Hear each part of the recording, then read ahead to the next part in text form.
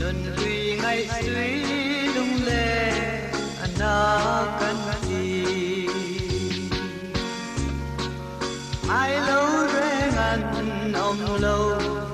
duy dầm hoa lên lâu kir yang rê lâu ria lăng an rau dê lê in lai du ca bùa nằm ở thar lê tri buông lên ngay lung lên anh đi gặp ba mò mi lên khen anh xem đầm lai biang ra dù đang ai lâu thế anh lên lại theo sắc mèo nói ta rằng anh lâu chuối lệ gì luân duy cùng duy ngài in anh cu lệ hai lâu về ngàn ông lâu duy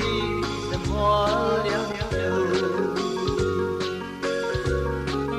kir chiang re lâu ria lăng anh rau dê lê in lai du ca bùa nằm ở thar lê trin cùng tôi ngay